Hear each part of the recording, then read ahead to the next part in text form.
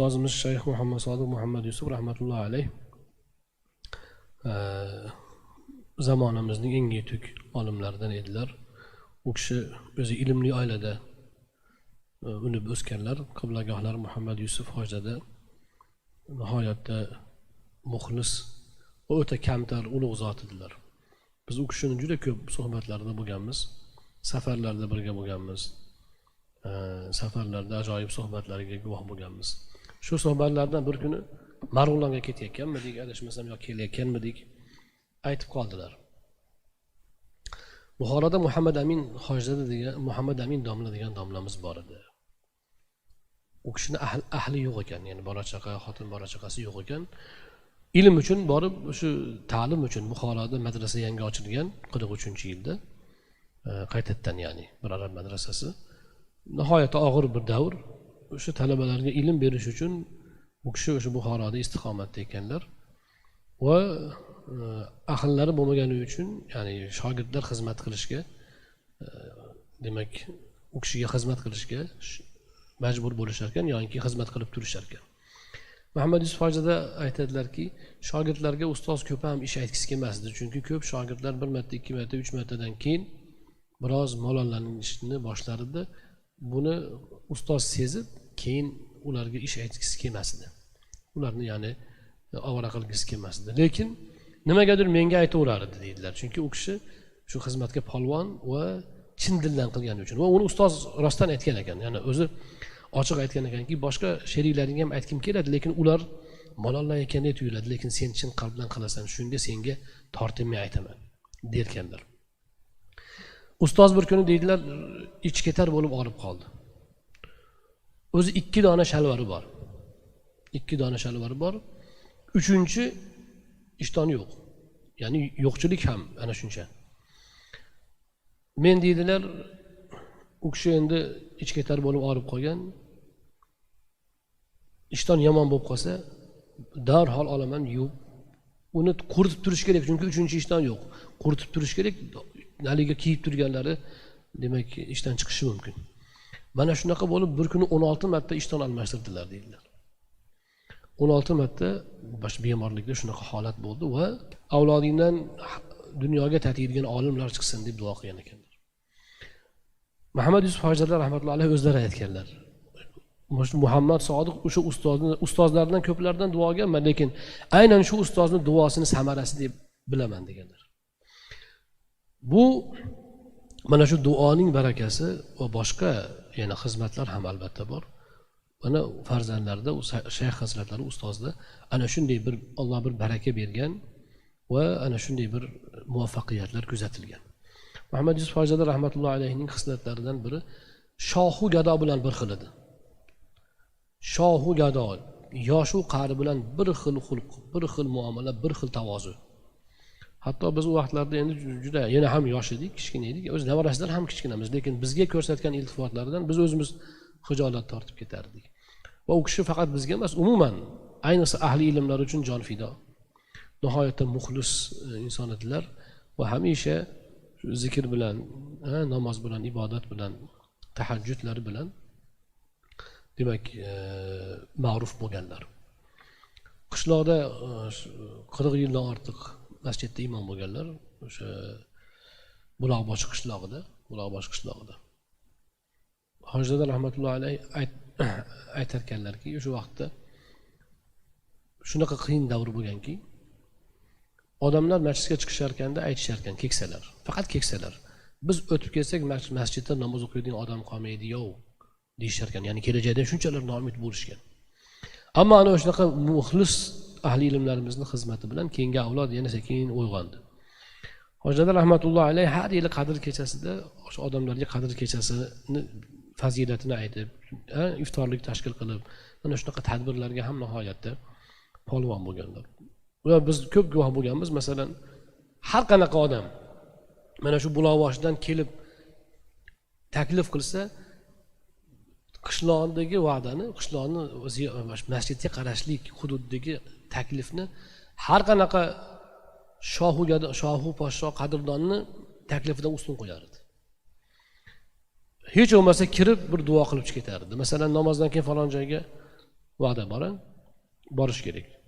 Bomdoddan keyin chiqib ertaroq sal harakatni boshlab, bir kun oldin bo'lsa ham qo'shni aytgan bo'lsa, qishloqdan kimdir aytgan bo'lsa, shunikiga kirib bir ko'ylini olib duo qilib, keyin boshqa joyga borardilar. Ya'ni o'sha o'zlarini hududlaridagi, mahalladagi, qishloqdagi kishilarning taklifini juda yuqori qo'yar edi. Shuning uchun qishloq ahli u kishini juda sevishardi, juda yaxshi ko'rishardi.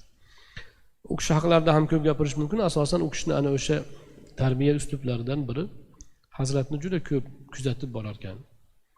Madrasaga borib, bir arabga borib ta'lim olayotgan paytlarda o'z Muhammad Yusuf hojida o'zlari ham bir arabda o'qiganlar.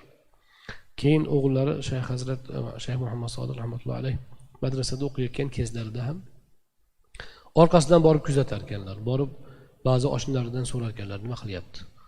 Qachon qancha o'qiyapti? Ustozlardan so'rar ekanlar. Mana shunaqa doim nazoratda ushlab turganlar. Uyda ham doim nazoratda, doim tergab turgan.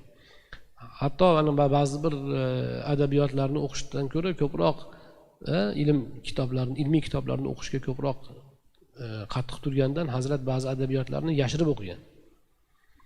Chunki ustoz otalari ko'proq shar'iy ilmlarni o'qishga targ'ib qilganlar, chunki zarurat mana shuni taqozo qilgan.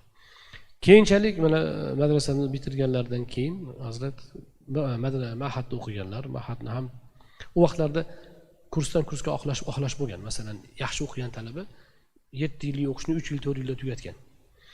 Shunaqa olib keyin Liviyaga borganlar va u kishi mana shunaqa ko'p ustozlardan demak ilmlarni egallaganlar. Asosiy endi ustozni fazilatlari juda ham ko'p. U kishida Alloh subhanahu va taolo o'sha duolarning sharofati va tarbiyaning natijasi va o'zlaridagi Alloh bergan bir ixlos, baraka shu ediki, u kishida fazilatlar jamlangan edi. Jismonan ham barkamollik bor edi. Axloqan barkamollik, ilmdagi yetuklik. Lekin bitta narsa bor, Hazrat o'zlari aytardilarki, Hazratda masalan favqulodda zehn xotira bo'ladi-yu ba'zi kishilarda. Unaqa bo'lmagan. Odatdagidan yaxshi zehn xotiraga ega bo'lganlar. Lekin favqulodda zehn xotiralik bo'lmaganlar. Ammo mehnat bilan, riyozat bilan o'sha favqulodda zehn xotiraliklardan o'tib ketganlar. Shuning uchun bir kuni Hazrat bilan mashinada ketayotgan edik. Shu favqulodda xotiralar haqida, keyin fotochiteniya haqida gaplashib qoldik. Men o'sha haqida ba'zi kitoblarni o'qib turgan edim. Hazratdan so'radim shu haqida. Shunda Hazrat aytdilarki, u ham bitta uslub, fotochiteniya, ya'ni suratga olib kitob o'qish, u ham bitta uslub. Uni uslubi bor-da, ba'zi o'rgatadi, alohida institutda o'rgatadi uni.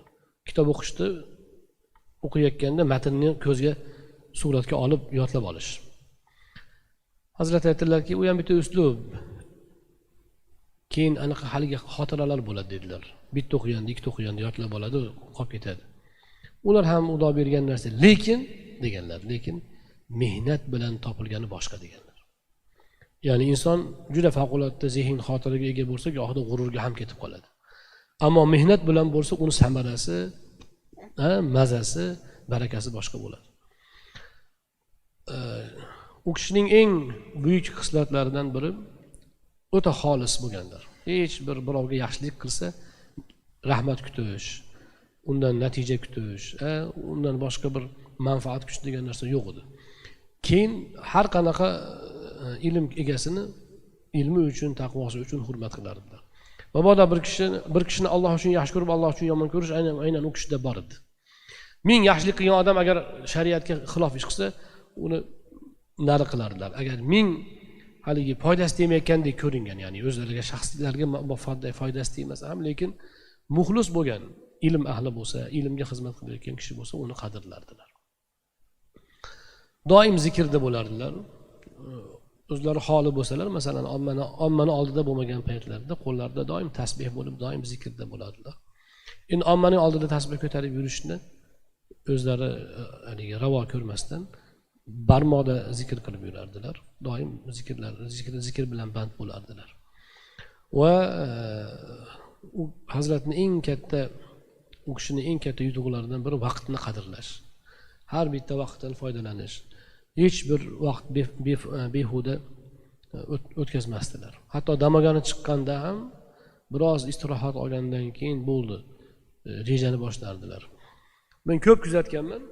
yo'lakay ketayotib ham kitobni o'sha masalan bir joyga ketayotib yoki bir joydan kelayotib ketayotgan bo'lsalar taqriban shu xotirada kitobni yozib ketardilar. Falon mavzuni yoritsam bo'lar ekan, unga mana hadisni keltirsam bo'lar ekan, bunga deb o'ylab ketayotganlarni gohida gaplashgandan bilib qolardik-da. Keyin o'ylab ketib, borib keyin o'sha bitta o'tirganda 10 varaq 5 varaqni yozib qo'yaverganlar. Hazratning Qur'ondan vazifalari bor edi, zikrdan vazifalari bor edi, kitobdan ham vazifalari bo'lgan. Zikrdan vazifalari Naqshbandiy tariqatining vazifalari edi. Bizga ham ta'lim berganlar ba'zi bir halqalarda. O'zlari aytardilar, ertalab turib 2 rakat hech yo'q yoki 4 rakat tahajjud o'qib, keyin 100 ta salovat, 100 ta istig'for, 100 ta tahlil aytib, keyin ishga kirishsanglar baraka bo'ladi deb aytardilar. O'zlari doim shunaqa qilganlar, doim bunga amal qilganlar. Va undan tashqari keyin qachon bo'sh bo'lsa, zikr qilinaveradi, salovat aytilaveradi. Lekin ertalabki vazifani bajarib olish kerak derdilar. Keyin nimadan kitobdan vazifalar 10 varoq bo'lgan. Men bilishimcha, eng kamida 10 varoq har kuni 10 sahifami, 10 varoqmi, A4da, kompyuter sahifasida kitob yozaman deb va'd qilgan ekanlar. O'shani demak qoldirmasdan yozishga harakat qilardilar. Hazrat aytardilarki, vazifani bir oz yelkaga og'ir keladigan qilib yuklash kerak. To'yki inson dangasa bo'lib qolmasin, o'sishdan to'xtab qolmasin. Keyin o'sha vazifani 1 kun, 10 kun, 5 kun yaxshi o'zingizni majburlab bajarsangiz, keyin vazifani qilmasangiz uyqusi kelmaydigan bo'lib qoladi, dedilar. O'zlari shunaqa edilar. O'sha vazifani bajarmaguncha boshqa narsaga demak chalg'imasdilar. Va undan keyin mana kitobdan vazifalar bo'lgan, doim kitob o'qishdan vazifalar bo'lgan. Darslari bor edi. Har haftada 4 ta 5 ta halqa demak ahli ilmlarga darslari bor edi. Undan tashqari ba'zi bir ya'ni hoji akalarga ham ba'zi kitoblarni o'qib berganlar. Masalan, Rahim, Adabul Mufratga o'xshash kitoblarni shu majlislarda o'qib tugatib olganlar. Vaqtdan foydalanishda shu vaqtni tejaganlaridan shu ba'zi bir vaqtlarda, masalan, ba'zi bir o'rinlarda tik o'tirish kerak bo'lib qolsa, masalan, mashg'ul bo'ladi-ku. Masalan, marosimda birpas o'tirish mumkin, yoki birovni kutib turish mumkin. O'sha vaqtda o'sha rejalarni qilardilar. Keyin yana bitta hazratning xislatlari mana shu voizlarga foydali. Men dastlab tushunmasdan biroz boshqacha xayolga ham borgan ekanman. Masalan, to'yga, aqiqaga, marosimga ketilyapsa, o'sha marosimga borib suhbatni qilmaguncha hazrat gapirmasdi. Boshniga o'tirgandan keyin, "Xo'sh, nima marosim? Aqiqami, to'ymi? Ha, to'y, aqiqa."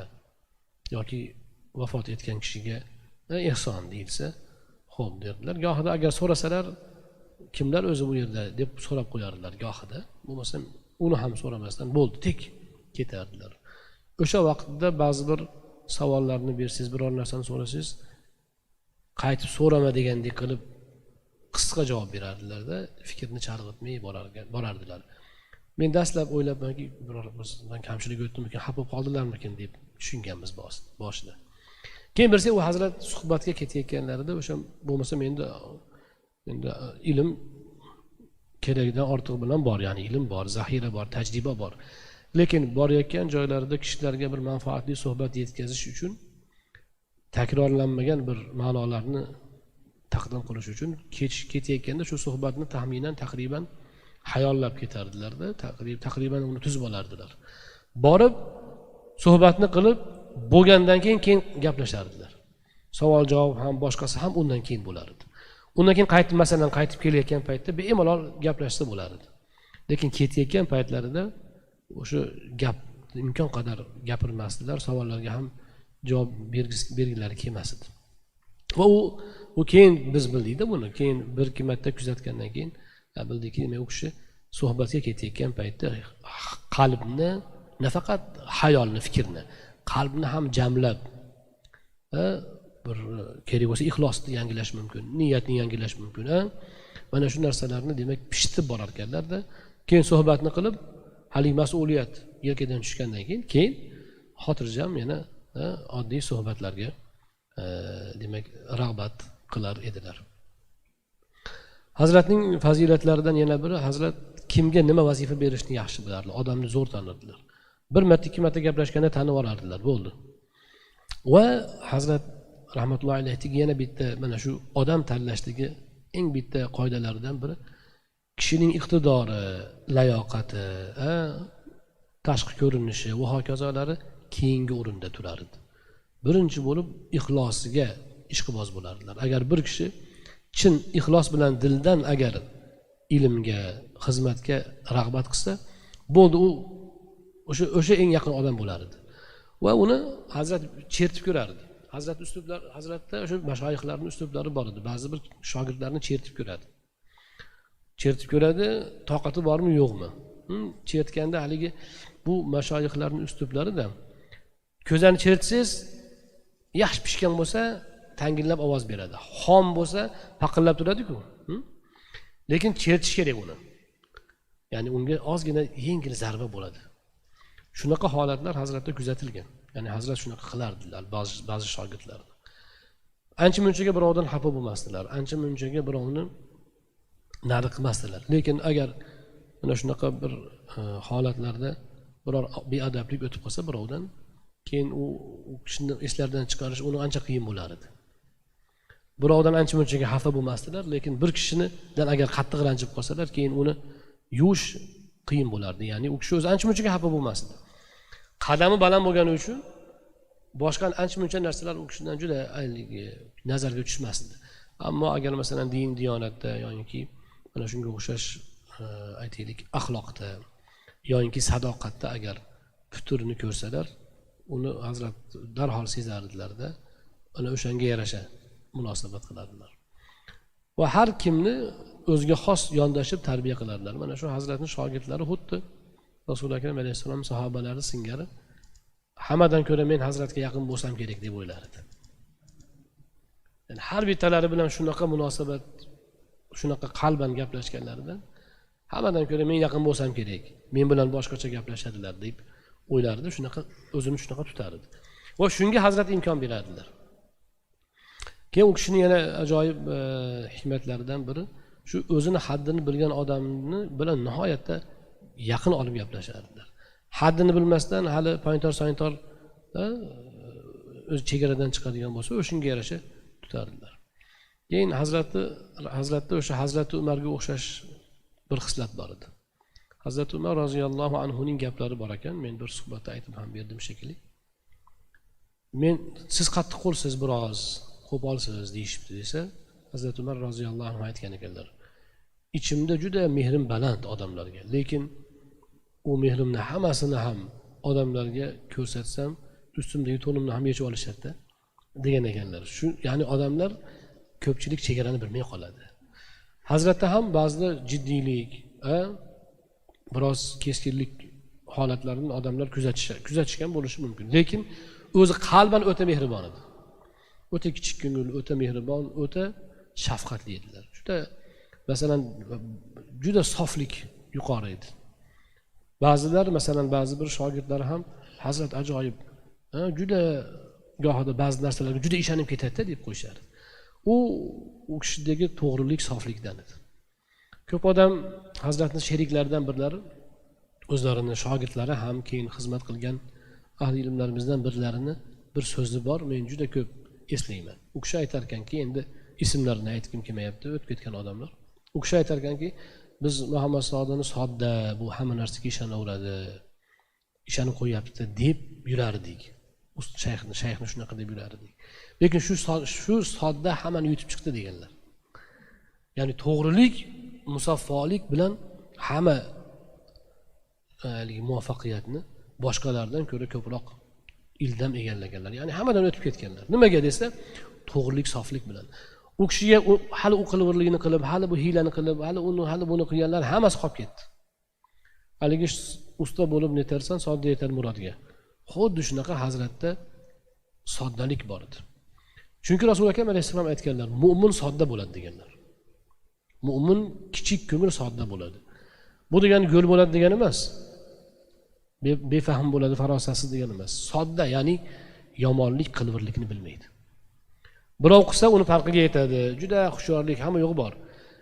Lekin birovga shunaqa qing'irlik, noxolislik degan narsa bo'lmaydi. Hazratning eng katta xislatlaridan biri shu nasihat bor edi. Kim bilan gaplashsalar, kimga nima munosabatda bo'lsalar, o'sha uchun eng yaxshisi nima bo'lsa shuni maslahatini berardilar va ana shu haqiqiy har bir musulmonga nosih bo'lish aynan u kishida demak namoyon bo'lgan edi. Va juda kamtar edilar o'zlari. Ko'p odam Hazratni masalan kamtarliklarini uncha tasavvur qila olmaydi. Lekin o'zaro bo'lganlarida, o'zaro suhbatlarda o'ta kamtar edilar. Ayniqsa masalan ba'zi bir mulohaza aytishingiz mumkin. Misol uchun Hazrat mana bu haqda falon olimlarning gapini aytgan ekanlar, lekin mana bu fikr ham bor ekan degan gapni agar aytsangiz, Hazrat hech bir e'tirozsiz uni masalan qabul qilardilar, bemalol muhokama qilsangiz bo'lar edi. Sen kimsan, men bilan menga masala aytasan degan gap bo'lmas edi. Masalan bir fikrni aytsangiz, Hazrat bag'rikenglik bilan qabul qilardilar. Hatto aytish mumkinki, masalan biz boshqa domlalardan ko'ra Hazratga bir ilmiy bahsni aytishga bemalolroq edik. Ya'ni u kishi shunaqa bag'ri ochiq edi. Keyin kamchiliklarni, odamni yaxshi tomonini ko'rardilar. Doim kishilarning yaxshi tomonini. Eng haligi aytaylik iqtidorsiz odam bo'lsa, shuni bitta yaxshi amali bo'lsa, shundan foydalanish kerak dedilar. Hatto ba'zilarni yomonroq, deylik, yomon emas u, biroz yoqimsizroq xislatidan ham foydalanishga urinardilar. Bir kuni aytdilarki, shu kitoblarni ko'rishda bir falonchiga men kitoblarni berib turibman, ba'zi kamchiliklarni topyapti. 10 tadan 8 tasi noto'g'ri, lekin 2 ta bo'lsa ham to'g'risi chiqadi-ku degan ma'noda gap bo'ldi, orada suhbat bo'ldi. Hazrat aytdilarki, qarang dedilar, ba'zi bir odam o'zi bir ish qilmaydi, lekin kamchilik topishga ishqiboz bo'ladi. O'zi bir ish qilmaydi, lekin birov ish qilsa kamchilik topishga urinadi. Shundan ham foydalansa bo'ladi. To'g'ri, o'zi uchun, u odam uchun u fazilat emas. Lekin siz kitobingizni berib, shundan bir kamchilik topib bering deb shundan foydalansangiz bo'ladi. Chunki u hech tanqidiy yondashadi-ku doim. U hech kim topmagan kamchiligini topadi. U mayli 10 tadan 6 ta 7 tasi noo'rin bo'lar, lekin 2 ta 3 tasi foydali bo'lsa ham o'sha manfaat bo'ladi. Mana shunaqa endi Alloh u kishiga bergan bir xislatlar juda ko'p edi. Qur'ondan qancha o'qiganlarini bilmadim, lekin Hazrat bir kuni aytdilarki, men har kuni Qur'ondan vazifam bor dedilar, o'zim o'qiyman dedilar. Keyin har kuni doim Qur'ondan eshitadigan vazifam bor dedilar. Endi uni bizga tegishli joyi bor. Men qaysi bir suhbatda ham aytganman. Shuni dedilar, boshqa qorilarni eshitib yurardim. Yaqinda sizlarning yozgan Qur'oninglarni ham yozib berishdi, bolalar eshitib, boshqalarni o'chirib faqat sizlarnikini eshityapman deganlar. Yaxshi chiqqan ekan dedilarda, keyin bizda sal haligi xoliqish paydo bo'lishi mumkin-ku. Bu Hazratning tarbiya uslublaridan. Shundoq qararlarda endi unaqa o'qimaysizlar dedilar. Ya'ni bu Alloh bergani uchun o'qigansizlar. O'sha 30 parani o'qidik. Keyin bir kuni Hazratdan so'radim. Hazrat, o'sha 30 pora diskni o'qidik. Chiqmayapti-ya. Ruxsat bo'lmadimi deb so'radim. So'rasam, o'zi o'sha vaqtlarda bunaqa ishlarga ruxsat olish o'zi ancha vaqt talab qilar edi. Lekin Hazratda ajoyib bir murabbiylik bor edi, haqiqiy. Bilmadim, ixlosiylar yaxshi bo'lmagandir, uzoqyapti deganlar. Ya'ni mana shunaqa hammaga ham emas, shu haddi siqqan shogirdlarga u kishi o'zlari mana shunaqa talabchanliklari qattiq edi.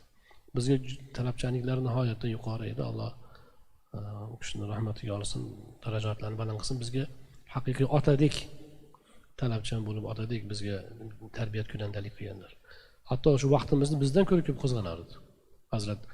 Hazrat bizni o'zimizdan ko'ra bizni vaqtimizni bizdan ko'ra ko'p qizg'anardilarki, sizlar ko'p narsa qilishinglar kerak va xizmat qilishinglar kerak deb turardilar. U kishining duolari, u kishining tavajjuhlarini barakasini ko'p ko'rganmiz. Va yana ba'zi bir ulug'larimizni gaplari bor. Hazratda ajoyib bir hol bor edi.